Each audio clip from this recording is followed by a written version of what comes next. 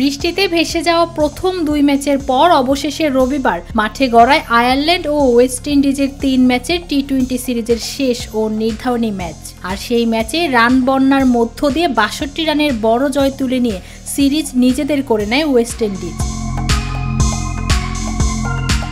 Toss হেরে ব্যাটিংয়ে নেমে দুর্দান্ত শুরু করে ক্যারিবীয় ব্যাটাররা। 20 ওভারে 5 উইকেট হারিয়ে 256 রানের বিশাল স্কোর গড়ে তারা। দলের পক্ষে ব্যাট হাতে সবচেয়ে উজ্জ্বল ছিলেন ওপেনার ইভিন লুইস। 41 বলে 7টি 4 ও 8টি ছক্কায় 91 রানের ঝড়ো ইনিংস খেলেন তিনি।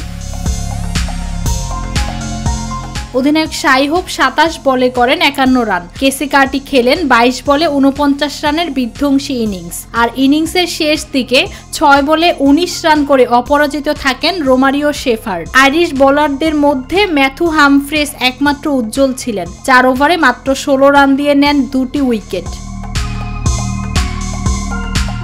257 রানের লক্ষ্যে ব্যাট করতে নেমে শুরুতেই চাপে পড়ে স্বাগতিক আয়ারল্যান্ড। তবে দ্বিতীয় উইকেটে রস অ্যাডায়ার ও হ্যারি টেক্টরের জুটিতে আসে 101 রান। হ্যারি টেক্টর 38 রান করে আউট হলে ছন্দপতন ঘটে আইরিশ ইনিংসে। সর্বোচ্চ 48 রান আসে অ্যাডায়ারের ব্যাট থেকে। 36 বলে 4টি 4 ও 2টি ছক্কায় সাজানো তার ইনিংস।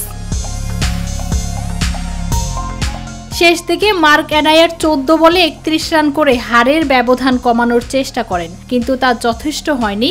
নির্ধারিত 20 ওভারে 7 উইকেট হারিয়ে 194 রানে থেমে যায় আয়ারল্যান্ডের ইনিংস। ওয়েস্ট ইন্ডিজের হয়ে বল হাতে সবচেয়ে সফল ছিলেন আকেল হোসেন। 4 ওভারে 27 রানে শিকার করেন 3 উইকেট। একমাত্র খেলা হওয়া ম্যাচ জিতে 1-0 ব্যবধানে সিরিজ নিজেদের করে নেয় ওয়েস্ট ইন্ডিজ। ফৌজিয়া আক্তার, নিরপেক্ষ নিউজ ডেস্ক।